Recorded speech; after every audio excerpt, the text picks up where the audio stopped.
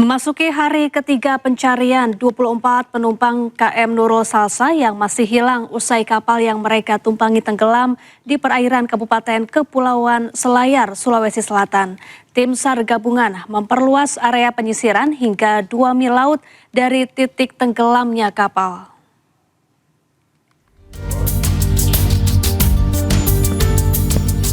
Hari ketiga pencarian 24 penumpang kapal motor Nurul Salsa yang tenggelam di perairan Pulau Polasi, Kabupaten Kepulauan Selayar, Sulawesi Selatan terus dilakukan. Area pencarian kini diperluas hingga 2 mil laut dari lokasi kejadian. Kapal Basarnas dan KRI Marlin 877 milik TNI Angkatan Laut dikerahkan untuk menyisir laut.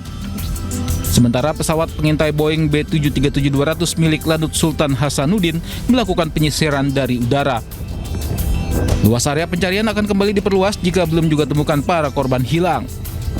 Hingga kini tim SAR baru menemukan serpihan yang diduga berasal dari kapal motor Nurul Salsa tak jauh dari lokasi kapal tenggelam. Sampai saat ini memang ada serpihan-serpihan kapal yang ditemukan oleh tim SAR gabungan ya. Dalam hal ini juga pihak pesawat intai TNI AU itu sempat melihat ada serpihan, tapi tidak jauh dari LKP atau Lost Non Position itu, atau tempat kejadian awal tidak jauh. Mungkin itu serpihan kapal yang pas tenggelam dia terhambur seperti itu. Jadi, terkonfirmasi saat ini yang kami kabarkan itu 74, di mana 49 itu selamat termasuk ABK dan 1 orang meninggal, jadi 50 yang sudah terevakuasi dan dalam pencarian itu 24 saat ini. Sebelumnya kapal motor Nurul Salsa mati mesin ketika dalam perjalanan dari Pelabuhan Jampea menuju ke Pelabuhan Benteng, Kabupaten Kepulauan Selayar, Rabu kemarin. Kapal sempat terombang-ambing di lautan hingga tenggelam pada dini hari. Data sementara ada 74 penumpang di atas kapal, 1 orang meninggal dan 49 orang lainnya berhasil dievakuasi. Sedangkan 24 orang lainnya masih dinyatakan hilang. Tim SAR berharap korban hilang terdampar di pulau terdekat hingga dapat ditemukan selamat. Dari Makassar, Sulawesi Selatan, Wahyu Ruslan, iNews melaporkan.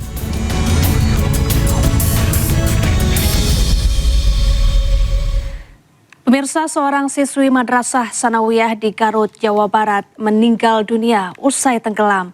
Korban tenggelam saat sedang berenang bersama 7 orang temannya di sebuah bak penampungan air desa.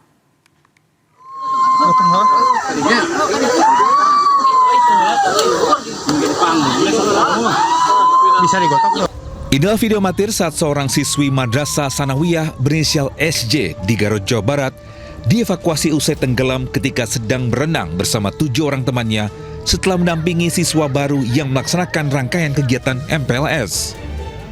Kejadian tersebut berlangsung di sebuah bak penampungan air desa yang berlokasi di Kampung Cibolang, Desa Cidatar, Kecamatan Cisurupan.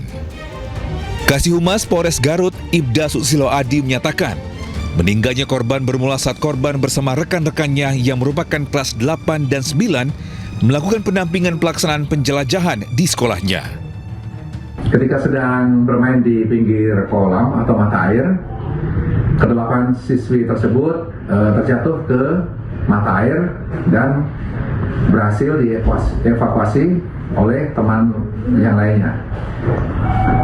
7 siswa ini berhasil dievakuasi dan dibawa ke klinik setempat. Akan tetapi saudari Siti tidak dapat terselamatkan dan meninggal dunia. Hingga kini, polisi masih mendalami penyebab meninggalnya siswi tersebut. Dari Garut, Jawa Barat, II Solihin, iNews melaporkan. Ratusan pengemudi ojek online menggeruduk kantor debt collector di Kabupaten Bandung, Jawa Barat. Hal tersebut dilakukan usai sekelompok orang yang diduga debt collector menyita sepeda motor milik pengemudi ojol pada Jumat sore. Ada apa dengan Kopo? Dengan Kopo? Kopo macet Kopo. Ratusan pengemudi ojek online dan warga menggeruduk sebuah bangunan yang diduga sebagai kantor debt collector di wilayah Kopo Sayati, Kecamatan Margahatu, Kabupaten Bandung, Jawa Barat, Jumat malam. Aksi pengerudukan ini diduga akibat motor seorang pengemudi ojol ditarik debt collector atau penagih utang pada Jumat sore. Rekan korban tidak terima lantaran motor tersebut telah lunas. Hingga saat ini, sepeda motor tersebut belum diketahui keberadaannya dan belum dikembalikan kepada korban. Keributan berhenti setelah polisi datang ke lokasi. Diberhentiin tapi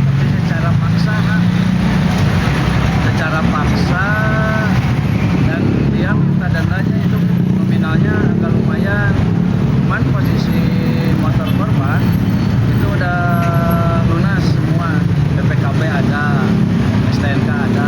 Satreskrim Polresta Bandung telah mengamankan 8 orang dari 2 kabupaten tersebut dan saat ini masih dilakukan pemeriksaan oleh pihak penyidik. Adapun motif dari terjadinya keributan tersebut, kami mendapat menyimpulkan para pihak masih dalam pemeriksaan oleh penyidik. Polisi juga mengamankan sejumlah pengemudi ojol dan penagih utang untuk dimintai keterangan. Dari Kabupaten Bandung, Jawa Barat, Yuan Pangestu, iNews melaporkan. Seorang pengendara motor menjadi korban pengeroyokan oleh sekelompok orang di Samarinda. Tragisnya aksi kekerasan terjadi di hadapan istri dan anak korban.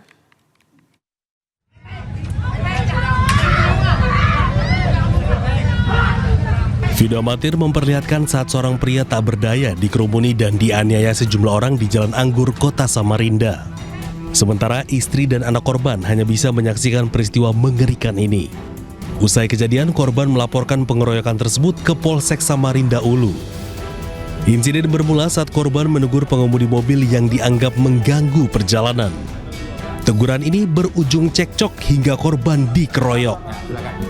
Sepele sebenarnya, hanya ketersinggungan pada saat berpapasan di persimpangan Jalan Anggur itu, ya, ditegur oleh korban. Hati-hati katanya, hati-hati. Dari pihak terduga terlapor tadi merasa tersinggung, ya kan. Itulah saya sampaikan bahwa emosional sesaat yang mengakibatkan terjadinya peristiwa. Setelah dilakukan mediasi, para pelaku meminta maaf kepada korban dan bersedia menanggung seluruh biaya pengobatan. Kedua pihak juga memilih menyelesaikan perkara secara damai. Dari Samarinda, Kalimantan Timur, Ardi Wirya, iNews melaporkan. Pemirsa, tim Satuan Reserse Polsek dan Polres Metro Bekasi Kota berhasil mengungkap 77 kasus tindak pidana pencurian kendaraan bermotor yang kerap kali meresahkan warga di Kota Bekasi, Jawa Barat. 69 pelaku ditangkap petugas beserta 25 kendaraan hasil curian.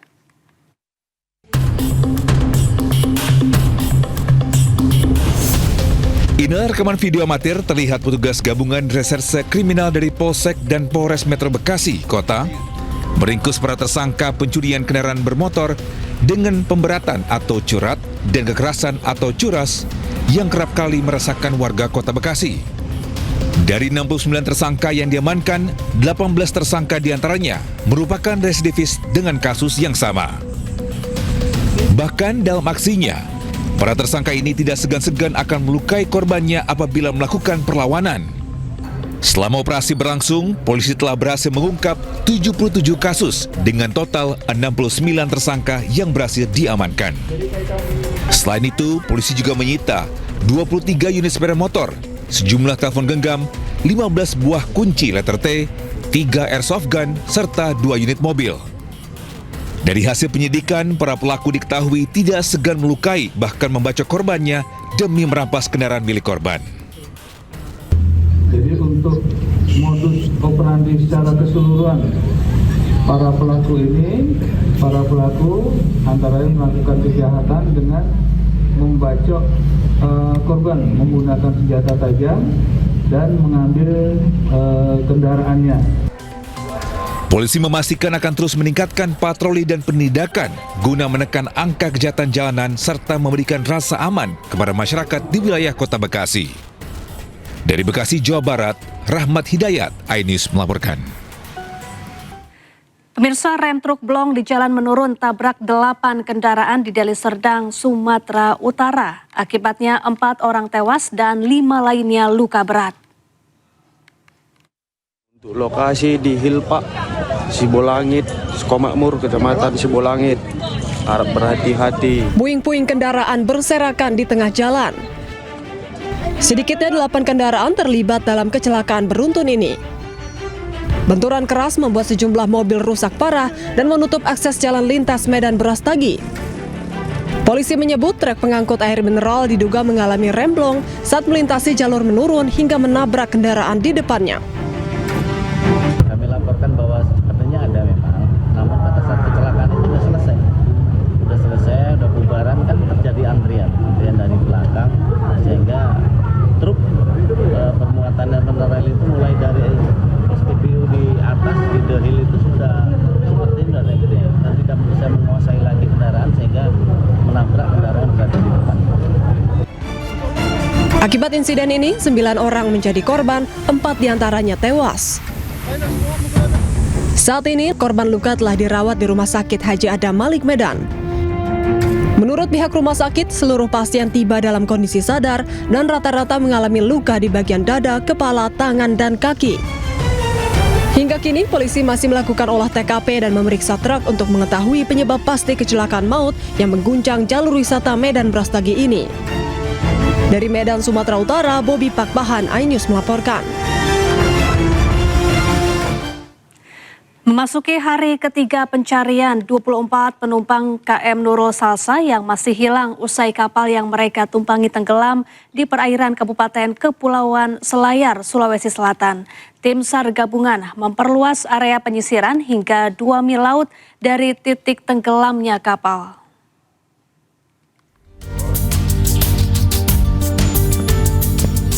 Hari ketiga pencarian 24 penumpang kapal motor Nurul Salsa yang tenggelam di perairan Pulau Polasi, Kabupaten Kepulauan Selayar, Sulawesi Selatan terus dilakukan. Area pencarian kini diperluas hingga 2 mil laut dari lokasi kejadian. Kapal Basarnas dan KRI Marlin 877 milik TNI Angkatan Laut dikerahkan untuk menyisir laut. Sementara pesawat pengintai Boeing B737-200 milik Lanut Sultan Hasanuddin melakukan penyisiran dari udara. Luas area pencarian akan kembali diperluas jika belum juga temukan para korban hilang.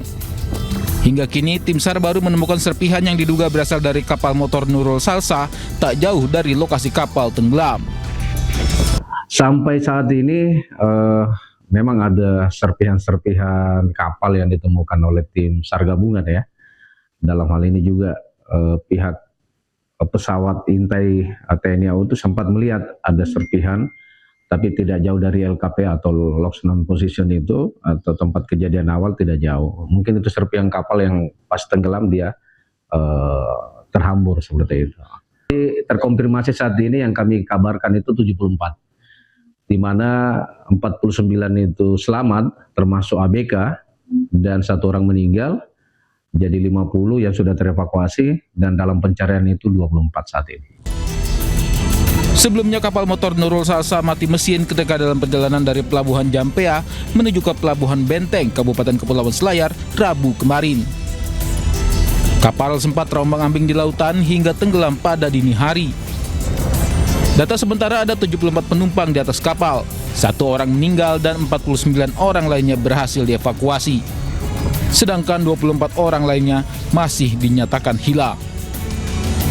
Tim SAR berharap korban hilang terdampar di pulau terdekat hingga dapat ditemukan selamat. Dari Makassar, Sulawesi Selatan, Wahyu Ruslan, iNews melaporkan.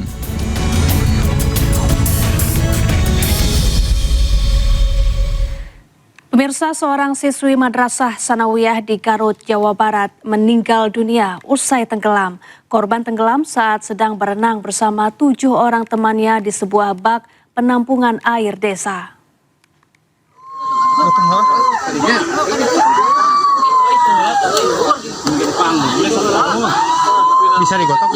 Inilah video amatir saat seorang siswi Madrasah Sanawiyah berinisial SJ di Garut, Jawa Barat dievakuasi usai tenggelam ketika sedang berenang bersama 7 orang temannya setelah mendampingi siswa baru yang melaksanakan rangkaian kegiatan MPLS.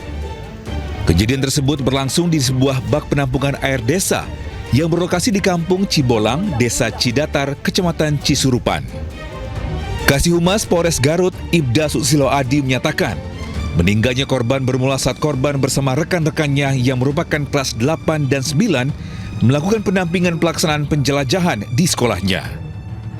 Ketika sedang bermain di pinggir kolam atau mata air, ke-8 siswi tersebut terjatuh ke mata air dan berhasil dievakuasi oleh teman yang lainnya.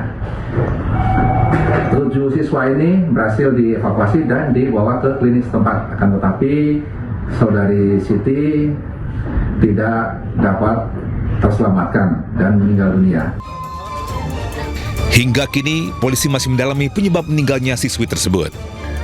Dari Garut, Jawa Barat, II Solihin, iNews melaporkan. Kita ke informasi lain, pemirsa. Gubernur DKI Jakarta Pramono Anung memastikan jembatan penyeberangan orang di Jalan Kapten Tendean, Jakarta Selatan akan dibangun kembali. Sebelumnya jembatan rusak parah akibat ditabrak truk pengangkut alat berat.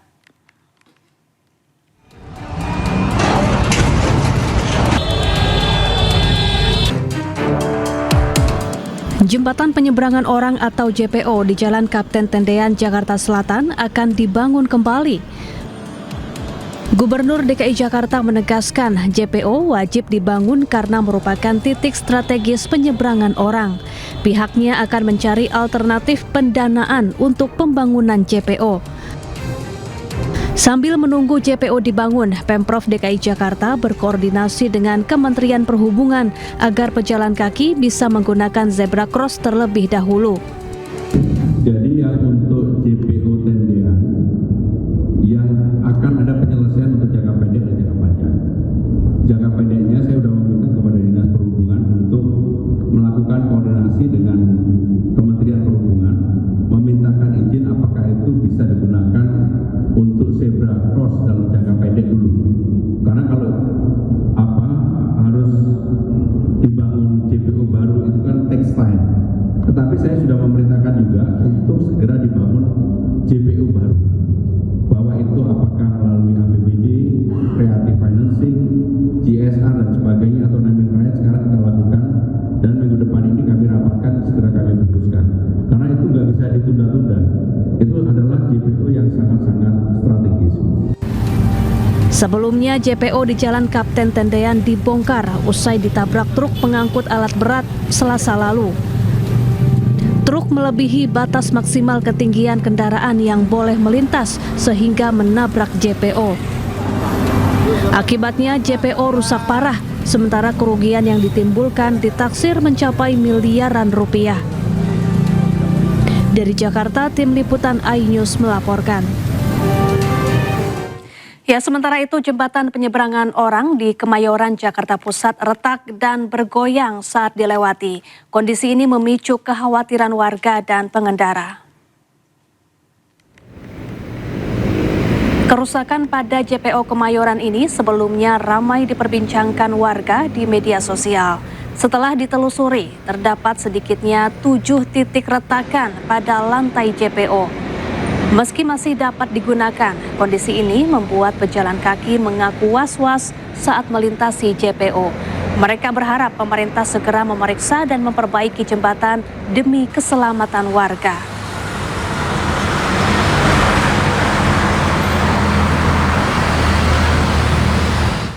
Ya, seperti apa kondisi JPO yang dikabarkan mengalami keretakan ini? Sudah ada jurnalis iNews, Kea Della Rosa, yang akan melaporkannya langsung dari JPO Kemayoran. Selamat, Kea, di bagian mana saja ada keretakan di JPO Kemayoran dan apakah berpotensi berbahaya untuk warga yang menyeberang?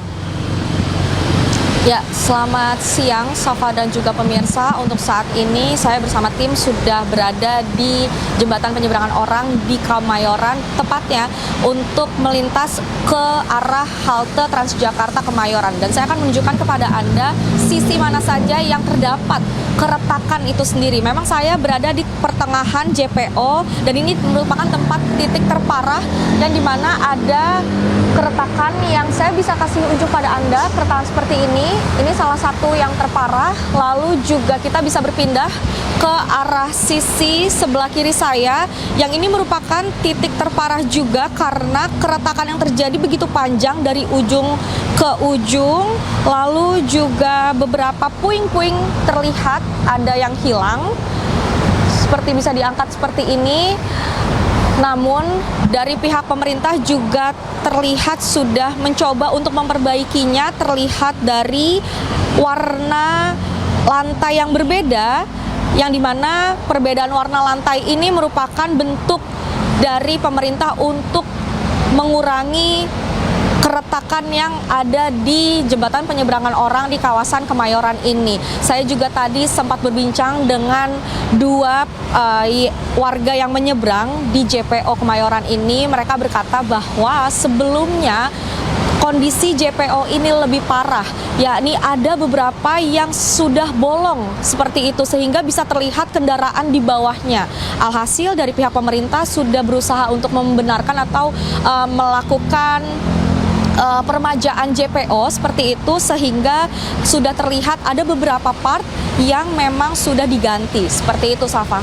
Sementara itu, Safa, kembali ke studio. Baik, terima kasih Kea Dela Rosa langsung dari JPO Kemayoran, Jakarta Pusat, dan selamat kembali bertugas. Tim penyidik Polri menyerahkan barang bukti kasus dugaan korupsi dan tindak pidana pencucian uang Febri Adriansyah dan Don Rito ke Kejaksaan Agung Jumat kemarin. Barang bukti diangkut menggunakan kendaraan taktis Brimob dari Polda Metro Jaya.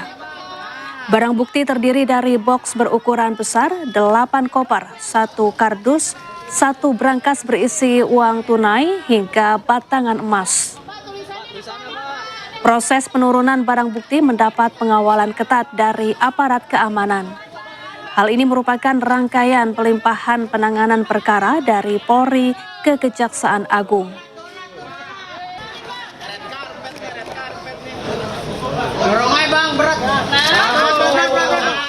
Ya, selain barang bukti, tim penyidik gabungan Korps Pemberantasan Tindak Pidana Korupsi Polri dan Polda Metro Jaya menyerahkan tersangka 3 kasus korupsi Don Rito ke Kejaksaan Agung Jumat siang. Penyerahan tersangka tersebut mendapat pengawalan ketat dari aparat kepolisian.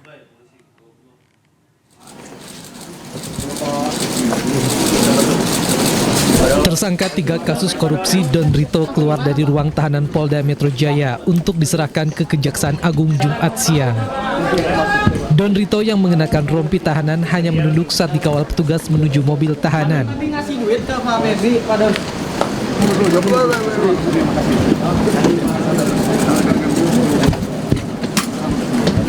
Tidak hanya tersangka Don Rito, barang bukti uang dan emas yang dimasukkan ke dalam sejumlah koper juga turut dibawa untuk diserahkan ke Kejaksaan Agung.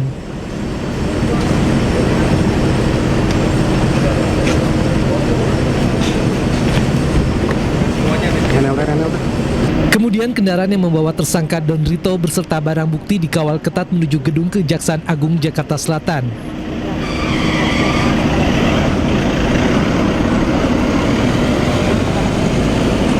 Setelah iring-iringan kendaraan tiba di gedung Kejaksaan Agung, tersangka Don Rito langsung dibawa masuk petugas tanpa menghiraukan pertanyaan awak media yang ada di lokasi.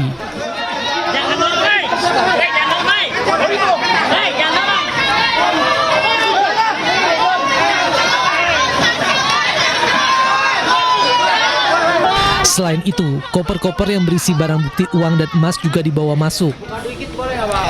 Total ada sekitar 10 koper dan 1 brankas yang diserahkan ke Kejaksaan Agung. Kasus yang menjerat Don Rito berkaitan dengan dugaan korupsi dan TPPU di sejumlah perkara besar, termasuk sektor batubara, PT Asabri, dan PT Krakatau Steel. Dari Jakarta, Tim Liputan iNews melaporkan.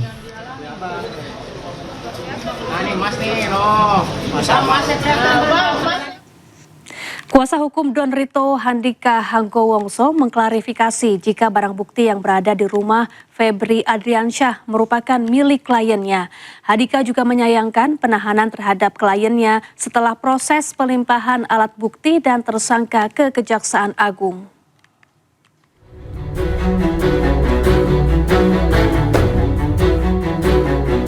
Handika Hanggowongso menyatakan uang dan emas 74 kg yang ditemukan penyidik di rumah mantan Jampitsus Kejaksaan Agung Febri Adriansyah di Sentul bukan milik Febri, melainkan milik kliennya Don Rito. Handika juga menjelaskan, rumah di Sentul dipinjam dari Febri oleh kliennya dan telah digunakan 2023 sebagai kantor yayasan. Rumah di Sentul itu tahun 2023 itu dimohon oleh klien kami kepada si pemilik. Untuk apa? Untuk digunakan sebagai backup operasional kantor yayasan. Pak Idon meminta izin membangun brankas. Fungsinya buat apa? Untuk menaruh barang-barang berharga. Karena di situ nanti banyak aktivitas operasional yayasan. Nah, sekarang dikaitkan dengan temuan penggeledahan. Ada 74 kg emas, 12 juta US dolar Singapura dan 4 juta something ya Amerika. Pada saatnya akan kami buka ke publik seluas-luasnya. Yang pasti itu tidak berkaitan dengan Pak Febri. Kedua, yang pasti itu ada pihak yang secara legal menyerahkan. Sementara itu, Handika Hanggowongso juga terkejut. Kliennya langsung ditahan Kejagung pasca pelimpahan berkas dan bukti dari Polri. Handika keberatan. Don Rito ditahan Kejagung karena adanya fakta-fakta yang dianggap fiktif saat berita acara pemeriksaan. Ya, Polda Metro Jaya memastikan seluruh barang bukti kasus terkait ex-Jampitsus Febri Adriansyah dinyatakan asli. Barang bukti termasuk dolar Amerika Serikat dan dolar Singapura serta emas 74 kg. Sebanyak 71.082 lembar dengan nilai nominal 6.059.506.200 dinyatakan asli. Berdasarkan hasil pemeriksaan Bank Indonesia, barang bukti berupa 74 batang emas lantakan dengan total berat 74 kilo 01459 gram atau sekitar 74,01 kg dinyatakan memiliki kadar 23 karat berdasarkan hasil pemeriksaan PT Pegadaian uang dolar Amerika Serikat dengan nilai nominal 6.370.921 dinyatakan sebagai mata uang asli berdasarkan hasil pemeriksaan United States Secret Service melalui surat tanggal 16 Juli 2026 serta barang bukti uang dolar Singapura dengan nilai nominal 16.068.804 dinyatakan sebagai mata uang asli berdasarkan berita acara pemeriksaan laboratoris kriminalistik Pusat Laboratorium Forensik Barreskrim Polri. Ya, pengacara Hotman Paris ditunjuk sebagai kuasa hukum ex-Jampitsus Febri Adriansyah. Hotman dampingi pemeriksaan Febri Adriansyah sebagai tersangka di Kejaksaan Agung.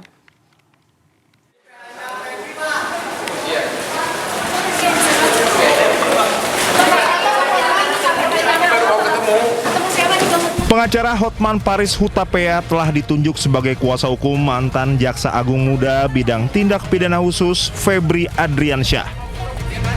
Hotman pun mendampingi Febri menjalani pemeriksaan di Gedung Kejaksaan Agung Jakarta. Hotman mengatakan Febri diperiksa sebagai tersangka dalam kasus dugaan tindak pidana korupsi dan tindak pidana pencucian uang. Sebelumnya Hotman mengungkapkan ditunjuk sebagai kuasa hukum Febri. Surat kuasa diserahkan kepadanya pada Jumat pagi. Tim Liputan Anyus melaporkan. Setelah diperiksa sekitar 11 jam dengan 18 pertanyaan, tersangka korupsi dan pencucian uang Febri Adriansyah tidak langsung ditahan. Menurut kuasa hukumnya Hotman Paris, Febri baru diperiksa kasus korupsi di PT Asabri.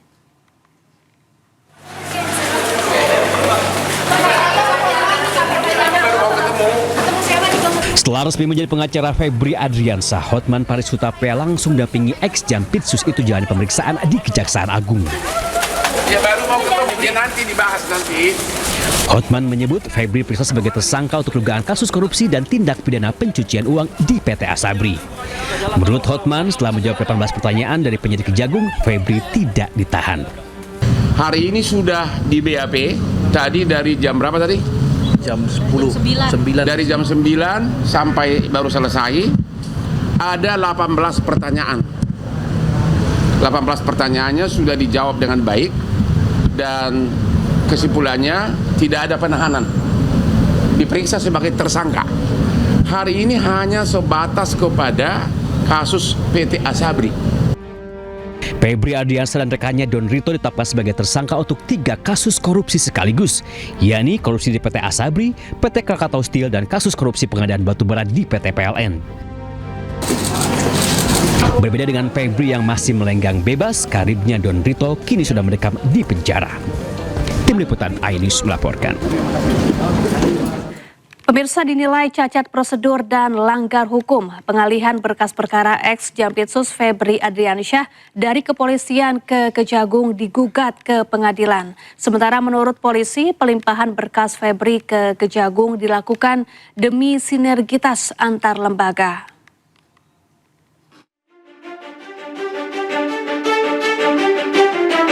Selain timbulkan kemarahan publik, kasus mega korupsi yang menyeret nama ex-Jampitsus Febri Adriansyah juga timbulkan kontroversi. Sejumlah pihak mempermasalahkan pengalihan berkas perkara dari kepolisian ke Kejaksaan Agung. Lembaga Pengawasan, Pengawalan, dan Penegakan Hukum Indonesia atau LP3HI bahkan sudah melayangkan gugatan pra-peradilan ke PN Jakarta Selatan.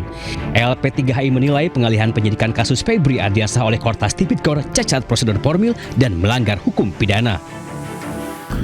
Kami melihat bahwa apa yang dilakukan oleh Kortas Tipikor dengan cara mengalihkan berkas perkara kepada Kejaksaan Agung itu tidak sesuai. Pertama, memang dalam aturannya tidak ada. Di dalam KUHP itu pelimpahan itu bisa terjadi kalau berkasnya lengkap dari penyidik kepada penuntut. Kalau antar penyidik hanya bisa dilakukan oleh KPK dalam bentuk pengambil alihan. Saya berharap nanti dari situ nanti hakim akan menguji. Kami berharap juga Kortas Tipikor itu akan membuka alasan kenapa kemudian dihentikan, yang kemudian dialihkan kepada Kejaksaan Agung.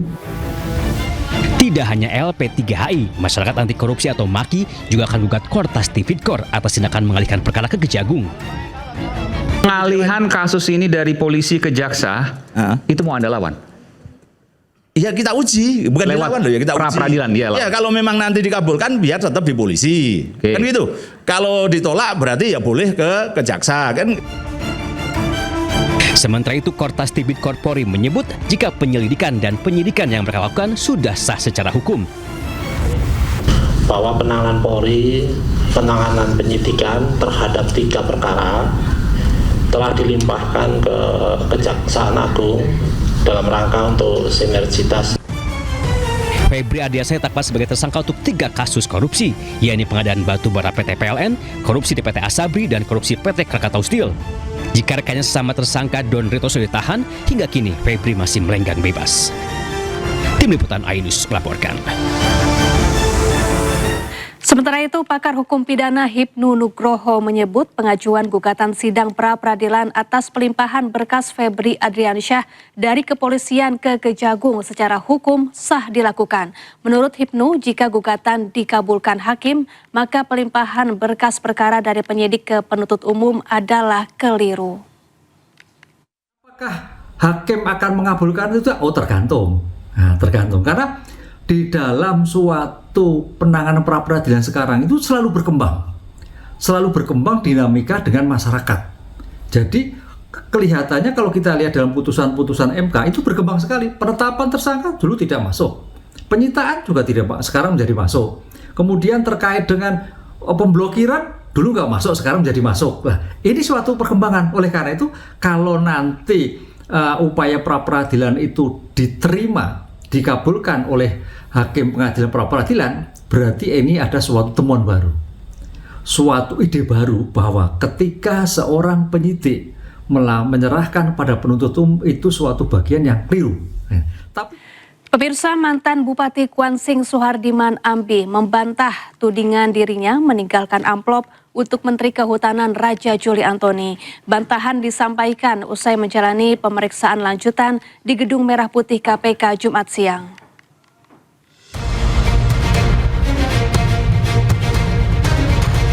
Mantan Bupati Kuantan Singingi Kuansing Suhardiman Ambi membantah pernah memberikan amplop kepada Menteri Kehutanan Raja Juli Antoni. Bantahan itu disampaikan usai menjalani pemeriksaan di Gedung Merah Putih KPK Jumat siang. Suhardiman menegaskan amplop yang diduga berisi uang pecahan dolar Singapura tersebut bukan berasal dari dirinya. Bahkan ia mengaku tidak mengetahui adanya amplop yang disebut ditemukan usai pertemuannya dengan Raja Juli. Di amplop apa?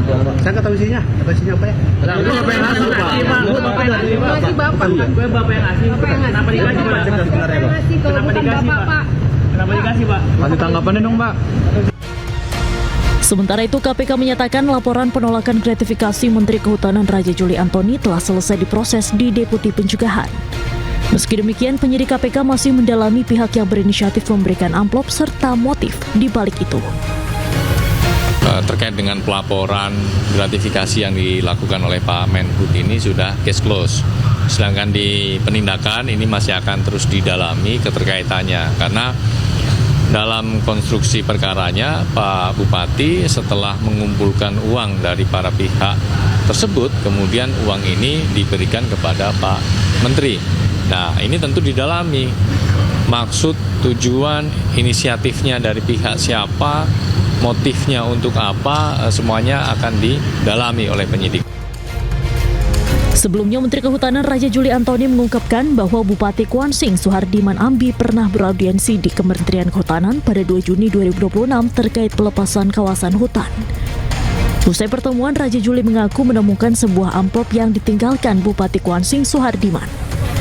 Dirinya langsung memerintahkan agar amplop tersebut dikembalikan pada 12 Juni 2026 sebelum KPK melakukan operasi tangkap tangan terhadap Suhardiman Ambi. Tim Liputan News melaporkan. Ketua DPRD Riau Kade Rismanto bersama Ketua Fraksi DPRD Riau menyampaikan permohonan maaf kepada masyarakat Riau. Permohonan maaf terkait insiden bentrok 2 pendukung anggota DPRD Riau pada Kamis lalu.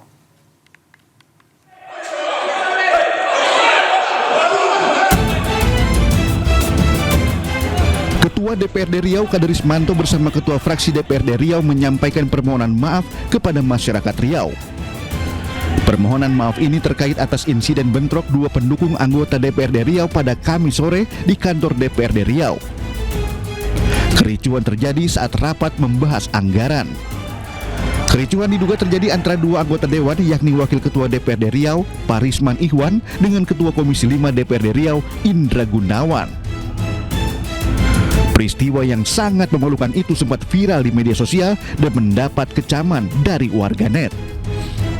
Permohonan maaf secara resmi disampaikan langsung oleh Ketua DPRD Riau Kade Rismanto bersama Ketua Fraksi serta Ketua Badan Kehormatan DPRD Riau I Mustiar di ruangan rapat DPRD Provinsi Riau Jumat siang terkait insiden yang memalukan itu.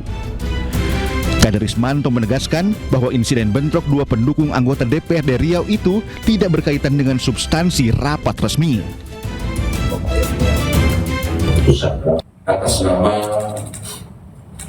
lembaga, atas nama pimpinan dan seluruh anggota DPRD Provinsi Riau, kami mengucapkan permohonan maaf yang setinggi-tingginya kejadian kemarin itu sesungguhnya memang terjadi pada saat pembahasan Badan Anggaran DPRD dan DAPD Provinsi Riau, tetapi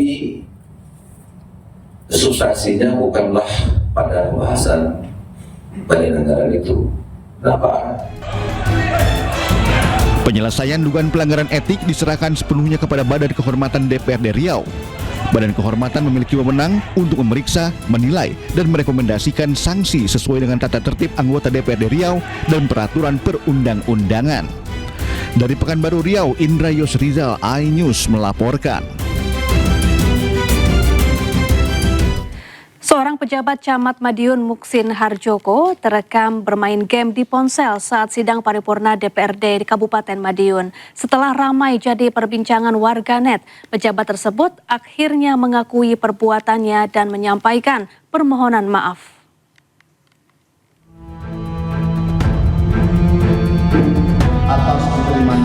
Viral di media sosial, seorang pejabat tengah asyik bermain game di telepon genggamnya di tengah rapat paripurna DPRD Kabupaten Madiun.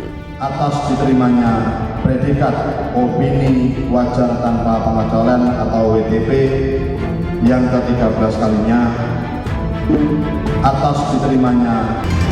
Video berdurasi sekitar 18 detik itu pertama kali diunggah pada 15 Juli dan langsung mendapat beragam tanggapan dari para warganet. Awalnya, Sekretaris DPRD Kabupaten Madiun membantah dengan menyebut bahwa sosok pejabat yang viral tersebut bukanlah anggota DPRD. Dari pihak DPRD memastikan itu bukan anggota. Yang jelas bukan anggota Dewan. Iya, yang jelas bukan anggota Dewan. Tapi kalau memang ruangan itu tempat yang viral. Iya, ruang rapat paripurna. Memang ruang rapat paripurna. Ruang rapat paripurna. Iya, cuma acaranya paripurna waktu apa, tanggal berapa kita juga belum tahu pasti. Namun setelah ramai menjadi perbincangan luas, Camat Madiun Muksin Harjoko akhirnya memberikan klarifikasi. Ia mengakui bahwa sosok dalam video tersebut adalah dirinya dan menyampaikan permintaan maaf. Saat itu, Muksin tengah menghadiri sidang paripurna dengan agenda pandangan umum fraksi yang digelar di ruang paripurna DPRD Kabupaten Madiun pada akhir bulan Juni lalu. Ia pun berdalih permainan game dilakukan untuk melepas penat sebelum rapat resmi dimulai. Betul, saya pada waktu paripurna sebagai Camat Madiun dan juga menanggapi pemberitaan medsos persoalan publik yang beredar di video kemarin itu. Memang kami mengikuti sidang paripurna. Kami menyadari bahwa tindakan itu menimbulkan persepsi yang negatif, padahal pada waktu itu hanya masih pra acara kegiatan paripurna. Jadi sebelum paripurna itu kegiatannya, dan itu pun kami main game online, tidak judi online, tapi hanya game online biasa.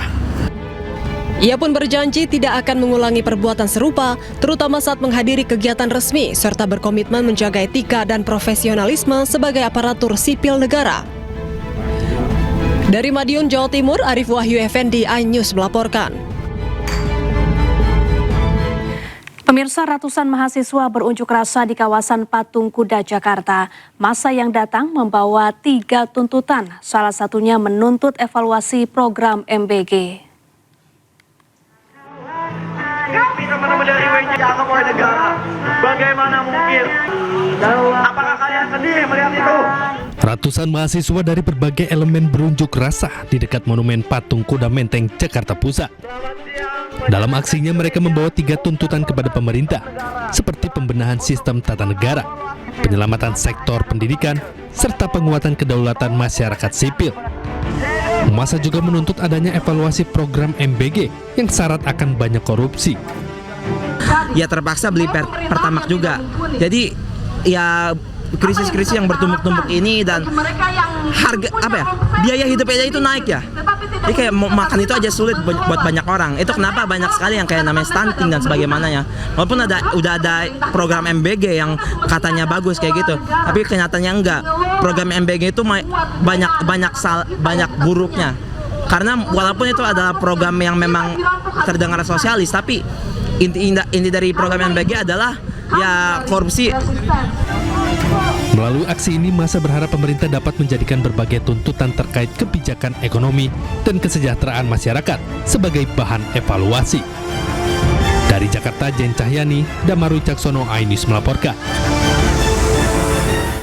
Presiden Prabowo Subianto meminta evaluasi menyeluruh program makan bergizi gratis dan tertibkan SPPG nakal. Permintaan Prabowo tersebut diungkap saat rapat terbatas bersama jajaran Kabinet Merah Putih, pimpinan lembaga negara, Panglima TNI, serta para Direktur Utama BUMN strategis di Istana Merdeka. Selain evaluasi dan penertiban SPPG nakal, Prabowo juga membahas langkah penguatan pelaksanaan program makan bergizi gratis. Prabowo dengan menegaskan setiap program prioritas negara harus dijalankan secara disiplin, tepat sasaran, dan bebas dari segala bentuk penyimpangan.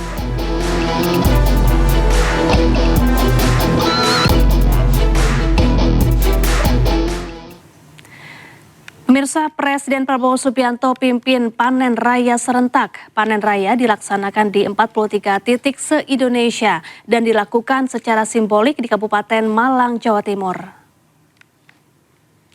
Panen raya serentak di 43 titik se-Indonesia dipimpin secara simbolik oleh Presiden Prabowo Subianto di Kabupaten Malang, Jawa Timur.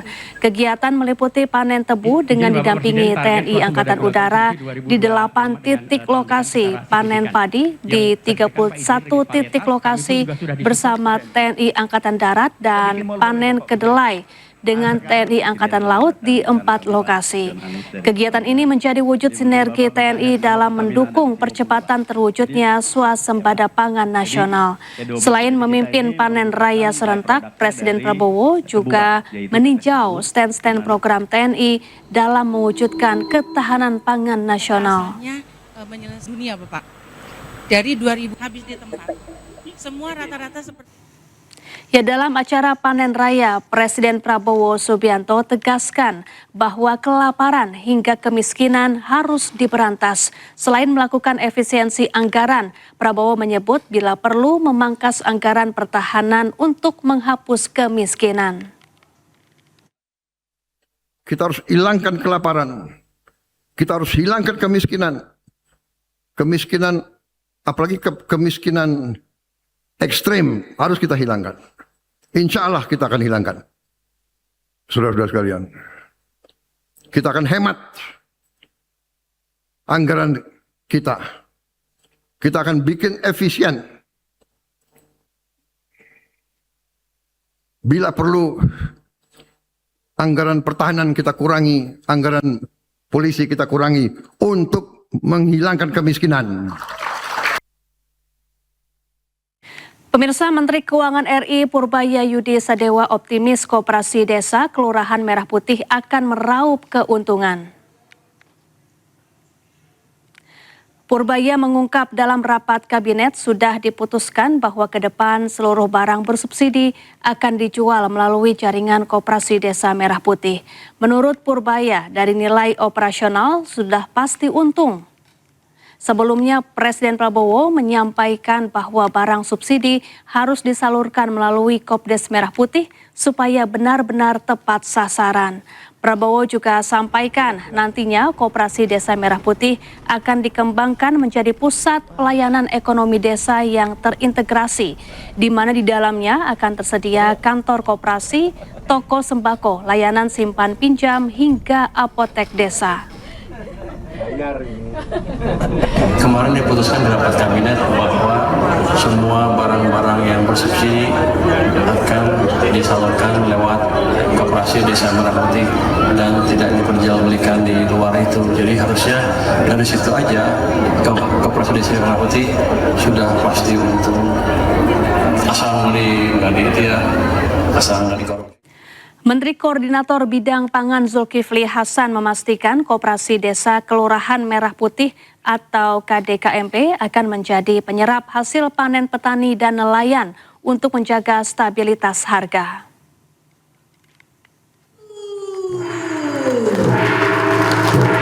Dalam seminar nasional KDKMP yang diselenggarakan Kemendes PDT bersama 10 asosiasi desa di Jakarta, Menko Pangan Zulkifli Hasan menegaskan, koperasi akan membeli hasil panen petani dan nelayan saat harga pasar turun di bawah harga yang ditetapkan pemerintah. Selain menjaga stabilitas harga, Kopdes Merah Putih juga akan menjadi pusat penyaluran berbagai program pemerintah, termasuk bantuan sosial, pupuk subsidi, dan sarana produksi pertanian. Pemerintah berharap keberadaan Koperasi Desa Kelurahan Merah Putih dapat memperkuat perekonomian desa dan meningkatkan kesejahteraan petani serta nelayan. Kalau di desa itu harga gabah yang sudah kita tentukan 6,5, harganya cuma 6.000, nanti koperasi akan beli. Koperasi store kepada Bulog. Itu fungsi sebagai off-taker, termasuk jagung. Itulah saudara, saya jelaskan kepada teman-teman tadi, itu sudah kami rataskan semalam, putusan dari Bapak Presiden langsung, semalam. Sudah diputuskan, ya, semalam. Kebakaran melanda sebuah pabrik pengolahan biji plastik di Neglasari, Tangerang, Banten. Api diduga dipicu hubungan arus pendek listrik.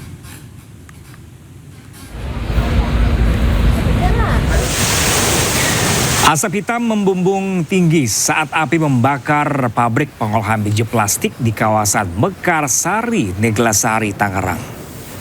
Besarnya kobaran api dipicu banyaknya material yang mudah terbakar seperti biji plastik dan bahan kimia. Akibatnya bangunan produksi ruang perkantoran, mes, mesin, produksi hingga kendaraan milik karyawan pun hangus terbakar. Puluhan petugas pemadam kebakaran kota Tangerang dikerahkan untuk memadamkan api hingga 3 jam. Kerugian diperkirakan mencapai miliaran rupiah dan penyebab pasti dalam penyelidikan polisi.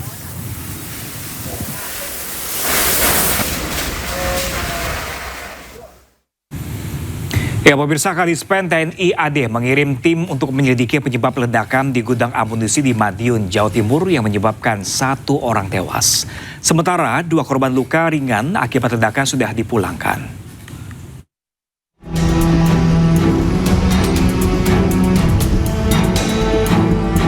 Dua dari 6 korban luka-luka ledakan gudang amunisi TNI di Madiun, Jawa Timur sudah dipulangkan. Sementara 4 korban lainnya masih dirawat di RSUD Caruban, Jawa Timur. Sementara itu, Kepala Dinas Penerangan Angkatan Darat menegaskan tim investigasi telah dibentuk dan langsung diberangkatkan ke lokasi untuk pendalaman secara menyeluruh. Membentuk tim investigasi untuk melakukan pendalaman dan investigasi secara menyeluruh guna mengetahui secara pasti kronologis maupun penyebab insiden tersebut. Perlu kami tegaskan juga bahwa proses ini dilakukan secara profesional, objektif dan menyeluruh agar setiap fakta yang diperoleh nantinya dapat dipertanggungjawabkan. Sebelumnya pada tanggal 16 Juli terdapat ledakan diduga kecelakaan kerja di Gupusmu 2 Puspalat Saradan, Kabupaten Madiun, Jawa Timur. Kejadian tersebut mengakibatkan 1 orang tewas dan 6 orang luka-luka. Korban pun langsung dievakuasi ke rumah sakit untuk mendapatkan penanganan medis. Tim Liputan Anyus melaporkan. Tidak tahan kerap dianiaya, seorang ibu muda di kota Pematang Siantar, Sumatera Utara terpaksa melaporkan suaminya ke polisi. Ironisnya, penganiayaan berulang ini kerap dilakukan sang suami di depan anaknya yang masih balita.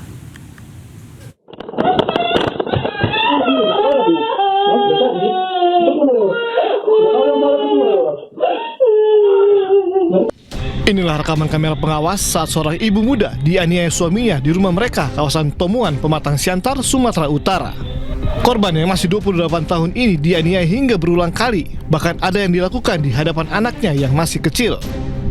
Korban yang ketakutan hanya bisa menahan sakit dan menangis lantaran tidak berdaya menghadapi perilaku kasar suami yang baru setahun membina rumah tangga dengannya. Tidak tahan selalu mengalami KDRT, korban didampingi kuasa hukumnya terpaksa melaporkan suaminya ke Polres Pematang Siantar. Korban mengaku kerap dianiaya hanya karena masalah sepele. Paling sering dia melakukan kekerasan itu di bagian apa, kakak? Leher saya sering dicekek sampai tenggorokan saya sakit. kepala saya juga sering dipukul, pernah diterantuk juga ke dinding. Pernah pakai Dituncang juga pernah. alat ada tajam? Ada seperti raketnya, terus botol minum itu, yang lain-lain lah. Setelah rekaman CCTV penganiayaan viral usai disebarkan korban, sang suami diketahui telah menyerahkan diri. Namun, korban memilih akan tetap melanjutkan proses hukumnya meski ada upaya mediasi. Dari Pematang Siantar, Sumatera Utara, Dharma Setiawan, iNews melaporkan. Kita ke informasi selanjutnya pemirsa. Jenazah korban pembunuhan kekasihnya warga negara Singapura di Denpasar, Bali tiba di rumah duka di Tegal, Jawa Tengah. Korban dibunuh karena memutus hubungan kasih dengan pelaku.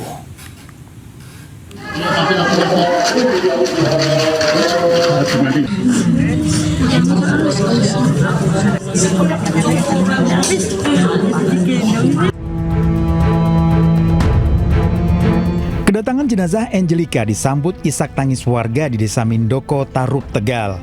Ibu korban tak kuasa menahan duka. Korban disalatkan di masjid dekat rumah dan dimakamkan di TPU Desa Mindoko.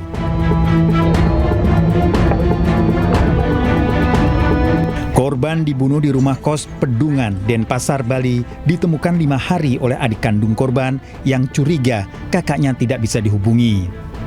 Keluarga berharap hukuman setimpal. Kurang lebih 4 tahunan. Iya, kurang lebih 4 tahun. Intinya dia itu nggak pernah pulang.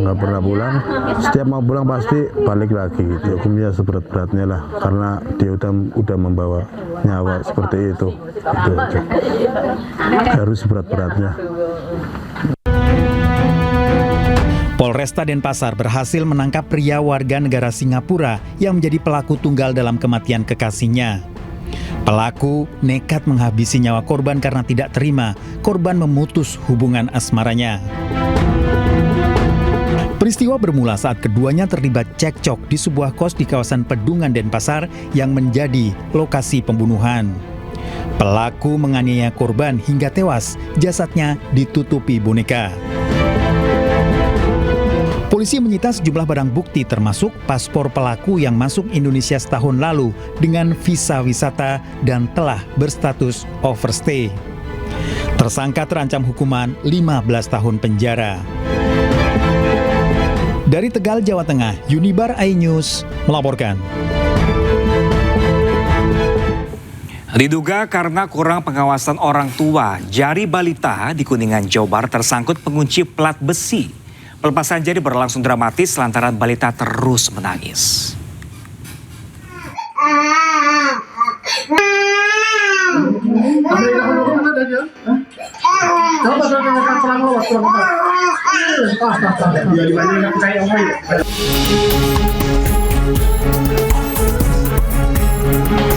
Balita ini terus menangis saat petugas damkar melepas jarinya pada penutup besi di Kota Kuningan setelah bermain bersama orang tuanya. Tangis balita semakin menjadi karena jarinya berdarah dan terluka.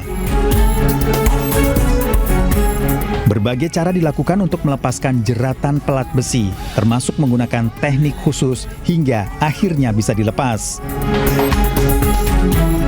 Sebelumnya korban bermain bersama orang tuanya, tak disangka jari sang anak masuk penutup besi. Orang tua mencoba melepaskan namun tak berhasil hingga dibawa ke rumah sakit dan akhirnya ke Damkar Kuningan.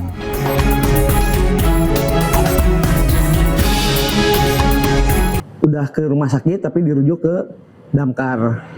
Kita agak kesulitan karena itu sangat tajam dan bayinya juga kan masih belum mengerti ya, jadi nangis terus gitu. Dan posisinya juga sulit gitu, kita cukup lama antisipasinya, tapi tadi kita sih bisa dilakukan pelepasan material besi tersebut gitu. Pelepasan jari berlangsung 20 menit saat petugas damkar menangani. Kejadian ini mengingatkan untuk meningkatkan pengawasan terhadap anak saat bermain. Dari Kuningan, Jawa Barat, Mahardika iNews melaporkan. Kita beralih ke informasi lainnya pemirsa, dinilai banyak kecurangan dalam sistem penerimaan siswa baru atau SPMB tahun 2026. Sejumlah orang tua calon siswa menggeruduk kantor pemerintah Kota Bekasi, Jawa Barat. Para orang tua yang anaknya tidak diterima di sekolah SMP negeri mendesak Dinas Pendidikan Kota Bekasi untuk membuka data penerimaan siswa baru. Inilah jawaban yang diterima oleh rakyat Bekasi. Lihat semuanya. Inilah. Apa ini semua? Apa semua? Para orang tua dan mahasiswa melakukan aksi protes SPMB SMA Negeri di kantor pemerintahan Kota Bekasi.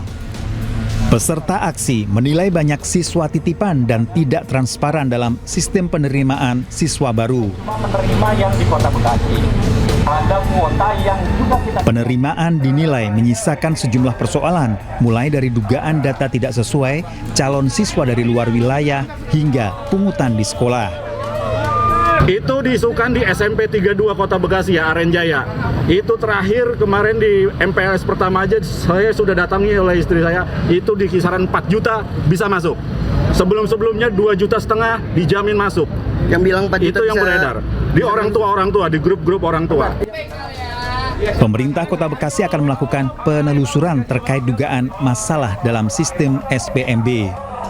Nah, gini, itu menjadi dan Pak Wali Kota sudah komitmen semuanya akan transparan dan nanti akan disampaikan kepada masyarakat. Para pengunjuk rasa meminta pemerintah Kota Bekasi untuk melakukan investigasi dan membuka hasilnya kepada publik jika ditemukan adanya pelanggaran dalam proses SPMB tahun ini.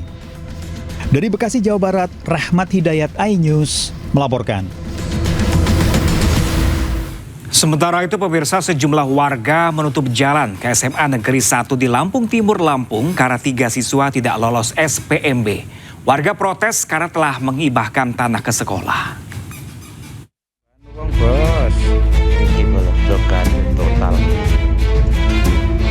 Warga Pulau Sari, Lampung Timur melakukan aksi blokade jalan menuju ke SMA Negeri 1 Labuhan Ratu. Blokade jalan ini karena 3 anak desa Pulau Sari tidak lolos dalam penerimaan murid baru tahun ajaran 2026-2027 di SMA Labuhan Ratu yang jaraknya sesuai aturan penerimaan jalur zonasi. Bangunan SMA Negeri 1 Labuhan Ratu berdiri di atas lahan desa yang telah dihibahkan. Sekitar paling 20 meter sama 50 meter itu nggak keterima, itu 3 anak. Kalau dulu kan bentuknya perjanjian lisan, nggak tertulis. Itu kok nggak diterima. Yang diformalitaskan dulu adanya mendirikan SMA negeri di sini itu memprioritaskan anak sekitar. Warga berharap pihak sekolah dapat memberikan keterangan atas tidak lolosnya 3 anak desa Pulau Sari. Dari Lampung Timur, Lampung, Tinus Ristanto, iNews melaporkan. Ya pemirsa, ironi dunia pendidikan masih terjadi. Di Jember, para guru sebuah sekolah dasar negeri harus datangi rumah warga demi mendapatkan siswa baru. Sedangkan di Tuban, hanya ada 1 siswa baru di tahun ajaran ini.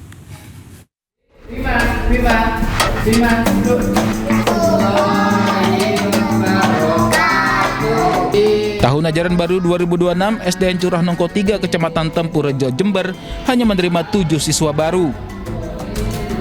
Jumlah ini meningkat dibanding tahun lalu yang hanya mendapat 1 siswa. Namun untuk mendapatkan 7 siswa tersebut bukanlah hal mudah.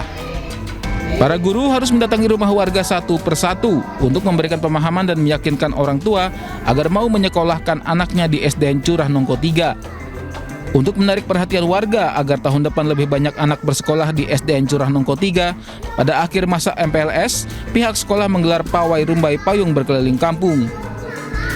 Kalau tahun yang lalu kita hanya dapat 1 siswa, hanya karena mungkin pertimbangan gedung dan sebagainya, dan sekarang saat ini kita juga sudah berusaha semaksimal mungkin berbagai upaya kita lakukan, baik melalui masyarakat, melalui komite sekolah, bahkan guru-guru sendiri terjun. Alhamdulillah kita ada peningkatan. Tahun ini kita mendapatkan siswa sebanyak 7 orang anak. Pihak sekolah berharap dukungan pemerintah untuk mempercepat perbaikan ruang kelas yang rusak agar proses belajar mengajar dapat berjalan lebih aman dan nyaman.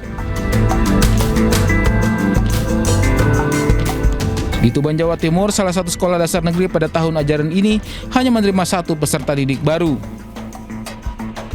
Adiptya Irwansyah, bocah berusia 7 tahun, menjadi satu-satunya peserta didik baru di kelas 1. Akibatnya, pihak sekolah menerapkan pembelajaran gabungan dengan siswa kelas 2 hingga kelas 6. Pihak orang tua khawatir proses belajar anaknya tidak berjalan optimal. Menanggapi hal ini, Bupati Tuban menilai banyaknya instansi pendidikan negeri maupun swasta, serta fluktuasi angka kelahiran menjadi faktor penyebab utama. Memang dinamikanya beragam ya teman-teman, yang artinya kami menitikberatkan anak-anak ini bersekolah terlebih dahulu. Ya, nanti kalau penataan di dalamnya akan kita terus evaluasi. Tim Liputan iNews melaporkan. Ada-ada saja pemirsa yang dilakukan sekolah agar MPLS menjadi tidak membosankan. Di Solo, sebuah SMP mengemas MPLS dengan tema Piala Dunia hingga belajar pun jadi gembira dan semangat.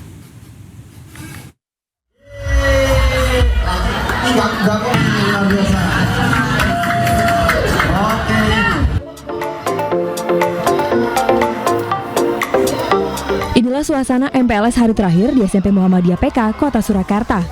Para siswa tampak riang dan semangat mengikuti hari terakhir MPLS yang mengusung tema Piala Dunia.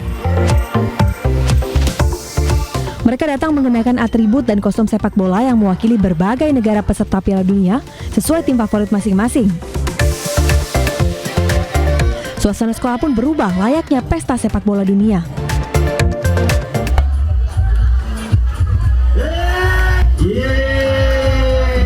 Tadi menang gimana? Piala Dunia, tentang Piala Dunia. Menyenangkan, sangat seru. Bisa memperkenalkan lingkungan sekolah. Keseruan berlanjut saat seorang penampil menunjukkan aksi freestyle dengan juggling bola di hadapan ratusan siswa.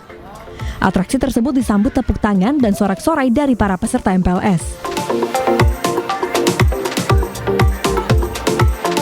Tema sepak bola Piala Dunia nih ya, karena momentum Piala Dunia ini ada yang pakai jersey Argentina nih, ada yang Spanyol, ada yang Prancis dan sebagainya.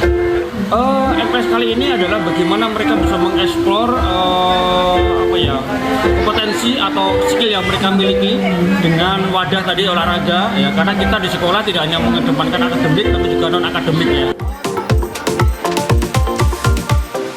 Melalui tema Piala Dunia, siswa diajak memahami nilai perjuangan, kerja keras, sportivitas, dan semangat untuk meraih prestasi hingga ke puncak kesuksesan. Koresponden Septiantoro, iNews melaporkan. Home industri cairan etomidate ditemukan polisi dan bea cukai di perumahan Pantai Indah Kapuk, Jakarta Utara. Penemuan berawal dari cairan di dalam botol bekas shampoo. Yang itu mana kau bikin? Where's packet? Where's packet? I've been inside already. Okay, speak English. Chinese. Oh, Chinese. Okay. Polisi mendatangi sebuah rumah di Pantai Indah Kapuk, Jakarta Utara, menemukan seorang warga negara Singapura. Polisi langsung melakukan pemeriksaan. Pelaku langsung ditangkap yang diduga sebagai peracik. Dalam pemeriksaan ditemukan ribuan kartrid yang kosong serta berbagai peralatan yang digunakan untuk memindahkan cairan etomidate ke dalam kartrid siap edar. Pengembangan kasus berawal dari penemuan 2 botol cairan etomidate yang dibungkus dalam kemasan sampo dengan berat sekitar 2.200 gram bruto. Untuk berapa lamanya ini masih kita lakukan pendalaman, dan untuk banyaknya ya kita estimasi untuk saat ini kita bisa estimasikan dari 2.000 kilo atau 2.000 liter etomidate bisa untuk 2 liter etomidate ya Pak? Iya. Itu bisa hampir 2.000 cartridge yang siap edar. Pengungkapan ini masih terus dikembangkan untuk mengungkap seluruh jaringan serta alur pasokan bahan baku etomidate yang diduga berasal dari luar negeri. Dari Tangerang, Banten, Hasnugara iNews melaporkan. Warga di sejumlah daerah mengalami krisis air bersih di tengah kekeringan akibat musim kemarau. Di Indramayu, Jawa Barat, warga bahkan terpaksa mandi dan mencuci menggunakan air kotor.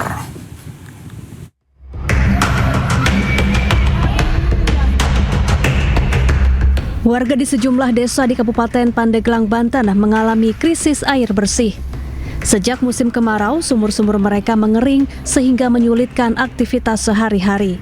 Kondisi ini sudah terjadi hampir 2 bulan. Warga pun harus mengantre untuk mendapat air bersih dari mobil tangki bantuan pemerintah daerah. Sebagian warga juga ada yang rela berjalan kaki cukup jauh menuju sungai. Hampir 2 bulan. Sejauh ini untuk memenuhi kebutuhan air bersih, suka nyari kemana, Bu? Kemana aja, paling ke sumur-sumur kan udah kering. Ya kemana aja gitu, nyari-nyari. Paling ke itu apa namanya, kolam-kolam orang kita cari. Kolamnya juga udah kering sekarang, udah nggak ada. Ke sungai-sungai. Sementara itu, warga di Kabupaten Pangandaran, Jawa Barat terpaksa mengandalkan sumur tua yang masih menyimpan air. Setiap pagi dan sore, warga berjalan kaki menuju sumur sambil membawa jerigen dan ember. Sebab sumur ini merupakan sumber air satu-satunya di tengah kekeringan akibat musim kemarau. Pemda setempat berkoordinasi dengan BPBD untuk menyalurkan bantuan air bersih kepada warga.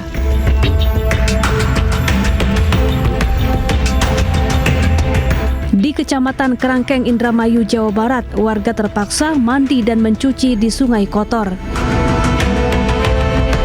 Adapun untuk air minum dan memasak, warga terpaksa membeli air galon. Air kotor yang tidak layak ini selalu dialami warga setiap musim kemarau tiba. Meski krisis air sudah berbulan-bulan, namun menurut warga, pemerintah setempat belum memberikan bantuan air bersih. Tim Liputan iNews melaporkan. BPP resmi membuka diklat bagi calon paskibraka tingkat pusat tahun 2026. Hari kedua diklat, 76 capaska berkeliling Taman Mini Indonesia Indah untuk materi mengenal Indonesia.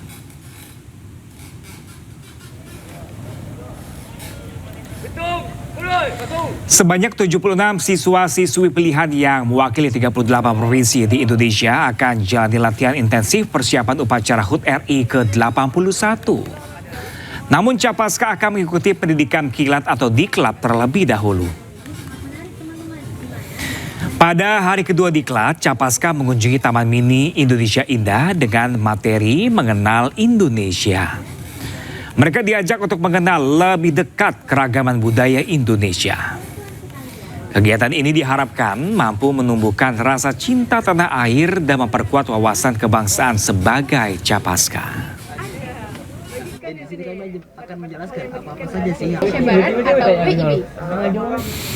Ya pemirsa, apa saja yang akan diikuti calon anggota paskibraka? Sudah ada rekan kami, jurnalis iNews, ada Naura Syafika, langsung dari Taman Mini Indonesia Indah Jakarta.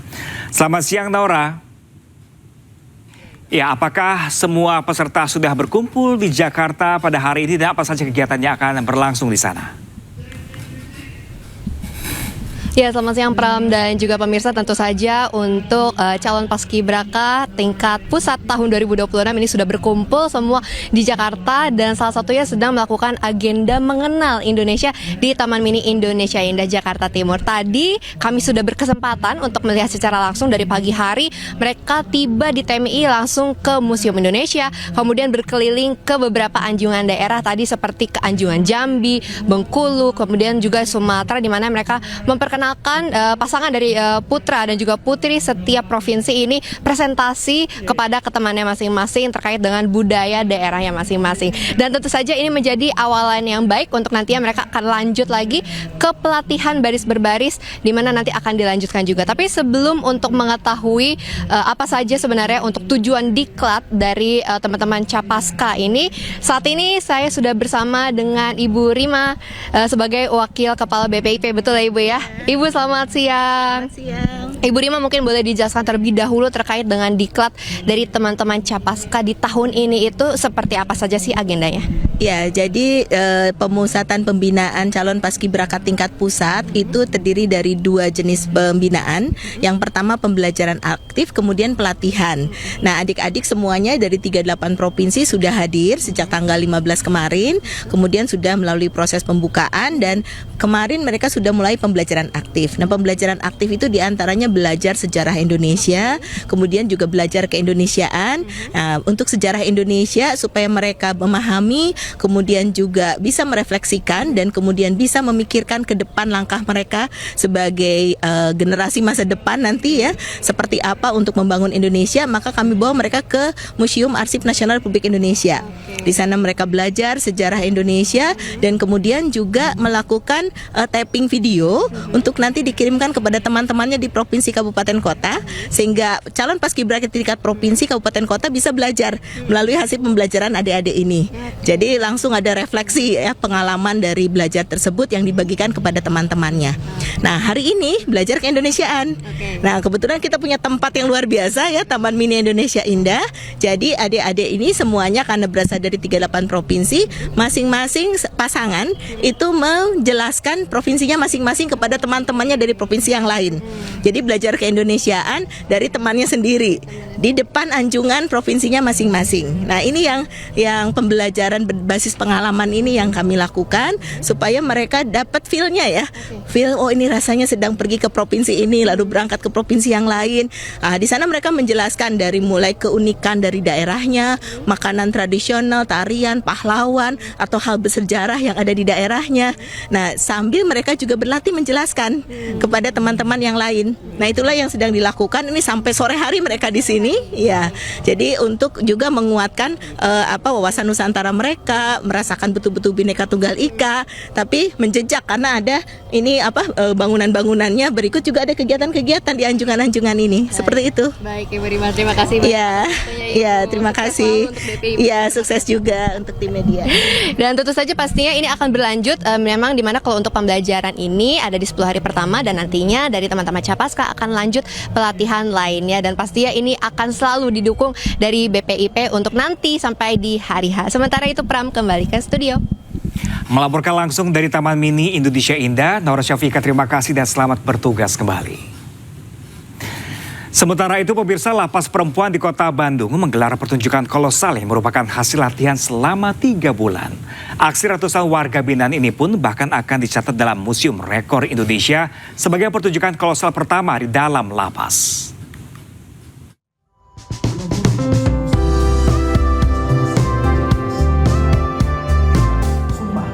Lembaga pemasyarakatan yang selama ini identik dengan hukuman kini beralih menjadi sebuah pertunjukan seni yang digelar di Lapas Perempuan kelas 2A Bandung di Sukamiskin. Ratusan warga binaan menghidupkan kembali legenda Jawa Barat melalui opera kolosal bertajuk Ciyung Wanara, Takdir yang Kembali. Total ada 407 peserta yang terlibat, terdiri dari warga binaan, petugas lapas, dan beberapa organisasi seni serta mahasiswa. Persiapannya tidak main-main. Selama 3 bulan mereka berlatih, menghafal dialog, mendalami karakter hingga koreografi.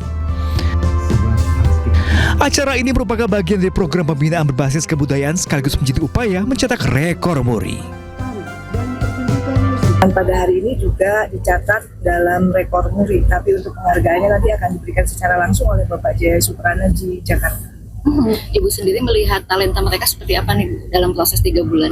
Talenta luar biasa. Mereka yang tadinya nol dari something menjadi nothing dan hari ini kami buktikan menjadi amazing.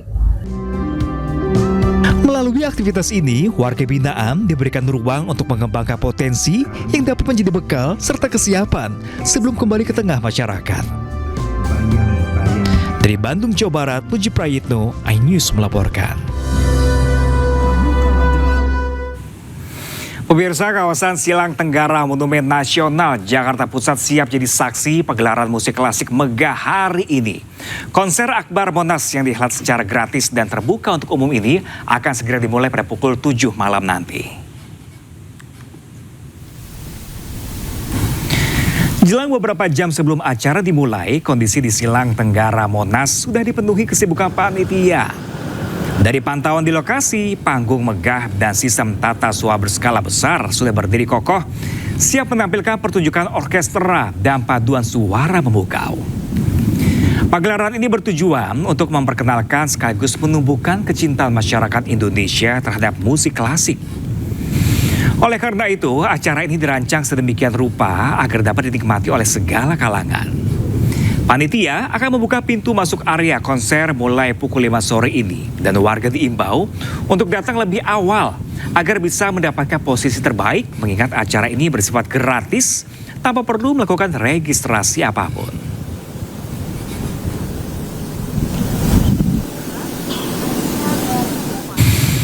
Lalu pemirsa, seperti apakah persiapan jelang konser akbar yang akan digelar di Monas nanti malam? Sudah ada jurnalis Ainus Hadisti Arifa langsung dari Monas.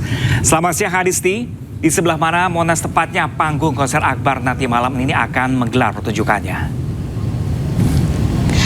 Iya, selamat siang Pram dan juga pemirsa. Tepatnya digelarnya acara musik klasik yang akan memadukan pertunjukan orkestra dan juga paduan suara di kawasan terbuka Monumen Nasional atau Monas Jakarta akan digelar tepatnya di Silang Tenggara Monas nih. Nah, pada siang hari ini beberapa jam menjelang pertunjukan dimulai, persiapan masih terus dilakukan oleh pihak penyelenggara acara. Nah, di belakang saya terlihat ini panggung besar skala megah sudah berdiri kokoh. Nantinya ini tentunya akan menampilkan pertunjukan orkestra yang akan digabungkan dengan paduan suara skala besar di kawasan Monas ini. Nah, pihak panitia ini masih terus melakukan persiapan, memastikan tidak ada kendala dalam teknis dan juga dalam kondisi baik itu panggung maupun juga area yang nantinya akan digunakan dalam pertunjukan ini. Nah, ada 2 screen LED yang juga sudah terpasang di sisi panggung. Kemudian juga telah disiapkan ratusan kursi. Ini nantinya akan digunakan oleh masyarakat ataupun juga penonton yang akan mengikuti acara pada malam hari nanti. Nah, kalau untuk acara ini akan dimulai pada pukul 18.30 waktu Indonesia Barat dan ini dibuka secara umum gratis bagi penonton yang akan menyaksikan acara ini dan nanti akan dibuka pada pukul 17 waktu Indonesia Barat, sehingga bagi penonton ini dihimbau untuk datang lebih awal sehingga dapat mengambil posisi atau kursi terbaik dalam menyaksikan pertunjukan ini. Demikian Pram. Ya, Hadisti melaporkan langsung dari Monas Jakarta. Terima kasih dan selamat bertugas kembali. Sementara itu pemirsa, ajang MotoGP di Mandalika kembali diharapkan menjadi magnet sport tourism Indonesia. Tak hanya menarik wisatawan, perhelatan balap dunia ini juga ditargetkan memberikan dampak besar bagi perekonomian nasional dan mendorong kebangkitan balap motor tanah air.